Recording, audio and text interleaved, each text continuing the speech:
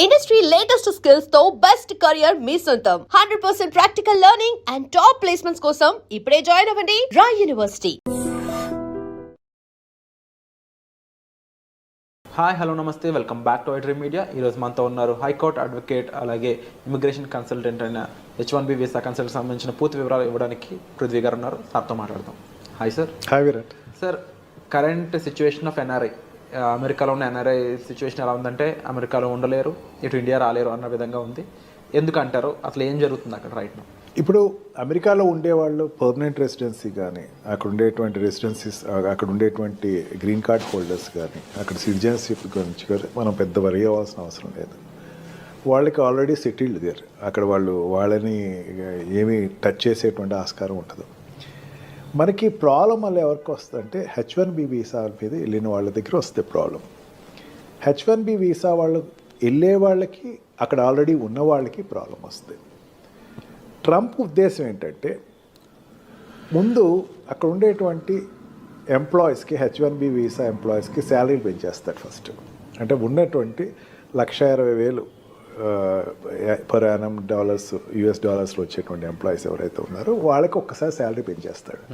అంటే $1,20,000 నుంచి $1,40,000, $1,50,000 చేస్తాడు.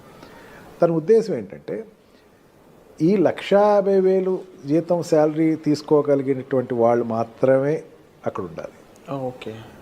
మిగతా వాళ్ళు with in short term they have to వాళ్ళు పెట్టి బేడా సర్దుకుని ఇండియాకి వెళ్ళిపోవటమే. ఇక్కడి నుంచి వెళ్ళేవాళ్ళు కూడా ఆ $150,000 రిక్వైర్మెంట్ ఉన్న వాళ్ళు మాత్రమే అక్కడికి వెళ్ళాలి. అంటే మనకి వీసాస్లో, H1B వీసాస్లో వెళ్ళేవాళ్ళు 2 రకాలు ఉంటారు విరాట్.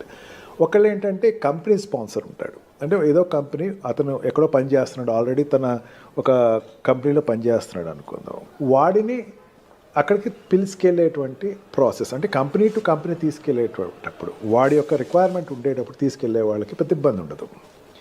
కన్సల్టెంట్స్ ద్వారా వెళ్ళేటువంటి వాళ్ళు ఉంటారు. కన్సల్టెంట్ ద్వారా ఏంటంటే ఆల్రెడీ అక్కడ ఎవడో ఎంప్లాయ్మెంట్ నిన్ను పిలుస్తారు, నువ్వు ఫేక్ ఎక్స్పీరియన్స్లు పెట్టుకో, లేకపోతే ఏదో పెట్టుకో, ఏదో రకంగా అక్కడికి వెళ్ళిపో అనే వాళ్ళకి మాత్రం ఇది గడ్డుకాలం. ఆల్రెడీ అక్కడ ఈ 2 రకాలుగా వెళ్ళే వాళ్ళు, వెళ్ళిపోయిన వాళ్ళు ఉంటారు కదా అక్కడ, వాళ్ళకి నీ ఇందాక చెప్పాను చూసారా, మీకు ఈ పారామీటర్స్లో $1,20,000 శాలరీ ఏదైతే ఉందో, US డాలర్స్ శాలరీ ఏదైతే ఉందో, ఆ శాలరీ కన్నా తక్కువ ఉన్న వాళ్ళు you better drop from the country అని చెప్పేసి ఒక 2 months టైం ఇస్తాడు. ఆ 2 months టైం దేనికి ఇస్తాడు? Search for a new job. వాడికి సర్చ్ చేసినా సరే వాడికి అక్కడ రావాల్సిన $1,20,000 శాలరీ తోటి ఉండేటువంటి ప్రమాణాలతో ఉండేటువంటి కంపెనీలో జాయిన్ అవ్వాలి. Otherwise you have to come back to India. Nothing. అక్కడ ఎంప్లాయీ ఎవరంటే it's nothing A contract labour. ఇక్కడ నుంచి కాంట్రాక్ట్లో అక్కడికి వెళ్తాడు. 6 months to 2 yearsలో కాంట్రాక్ట్లో వెళ్తాడు.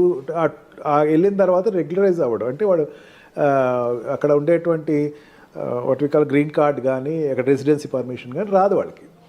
వాళ్ళు ఇంకా గాల్లోనే ఉంటారు. అసలు రెసిడెన్సీ పర్మిషన్ రావాల్సిన వాళ్ళు ఇంకా 60 లక్షల మంది ఉన్నారట అక్కడ. ఇంకా 60 లక్షల మంది ఉన్నారు. ఓకే. వీళ్ళందరికీ ఎప్పుడు రాను, వాళ్ళు 3 phases వైజ్గా వస్తుంది. వాళ్ళకి ఫేస్ వైజ్గా రావాల్సి ఎప్పుడు వచ్చిన వీళ్ళకి, I'm not talking about Indians, world వైజ్గా ఉండేటువంటి అక్కడ US లో ఉన్న వాళ్ళు 60 లక్షల మంది.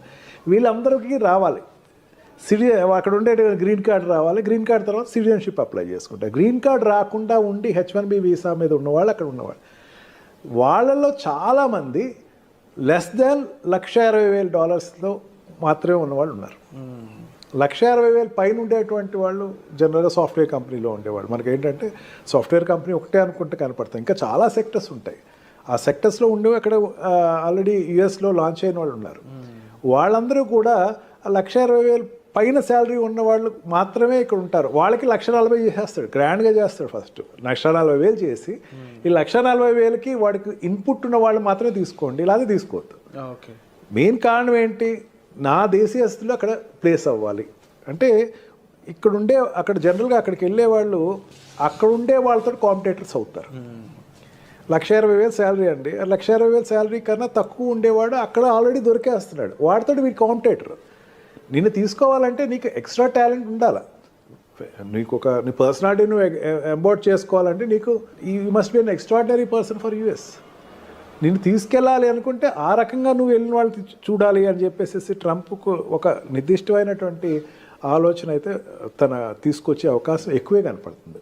ఈ రకంగా చూసుకుంటే వెళ్ళే వాళ్ళకి ఆల్రెడీ ఎగ్జిస్టింగ్ ఉన్న వాళ్ళకి కూడా కొంచెం ఇబ్బందులు అయితే ఖచ్చితంగా ఉంటుంది. బట్ ఒకటి నా స్ట్రాంగ్ ఫీలింగ్ ఏంటంటే మన ప్రైమ్ మినిస్టర్ తోటి ఆయన మంచి రిలేషన్షిప్ ఉంది. Of course. అని చైనాకున్న వ్యతిరేకత ఇక్కడ టార్గెట్ అంతా కూడా చైనా వాళ్ళ మీద ఎక్కువ టార్గెట్ ఉంది, కానీ ఇండియన్స్ మీద అంత ఎక్కువ టార్గెట్ అతనికి లేదు. ఓకే. ఖచ్చితంగా లీజర్ పీరియడ్స్ ఏదైనా ఉంటే పెంచవచ్చు.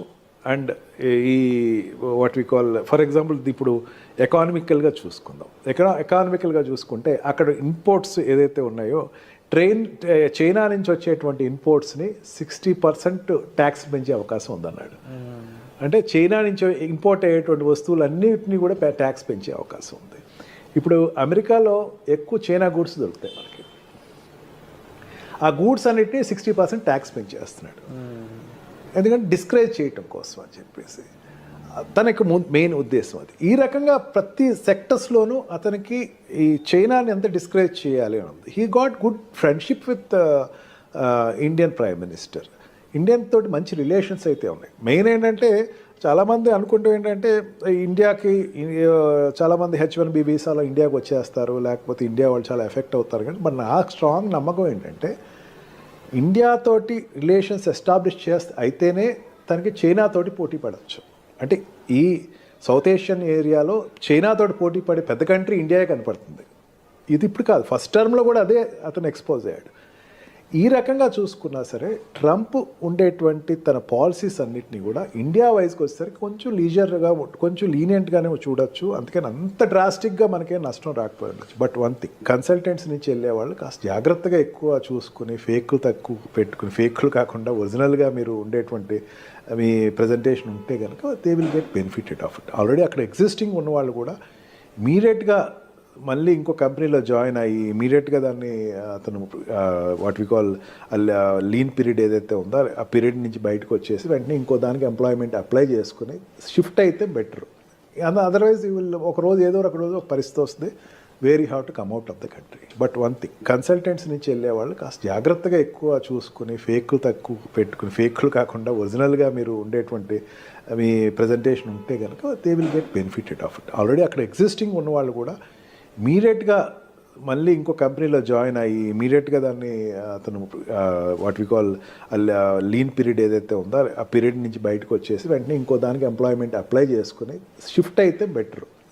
అదర్వైజ్ ఒక రోజు ఏదో ఒక రోజు ఒక పరిస్థితి వస్తుంది, where you have to come out of the country. Sir తప్పకుండా ఈ పరిస్థితులు అనేవి ఏ విధంగా వెళ్ళబోతున్నాయని చూడాలి. దీనికి సంబంధించి మీకు ఎటువంటి హెల్ప్ కావాలన్నా సరే డిస్ప్లే అవుతున్న నెంబర్స్ కాల్ చేసి సార్ని మీరు కన్సల్ట్ చేయొచ్చు. Thank you so much.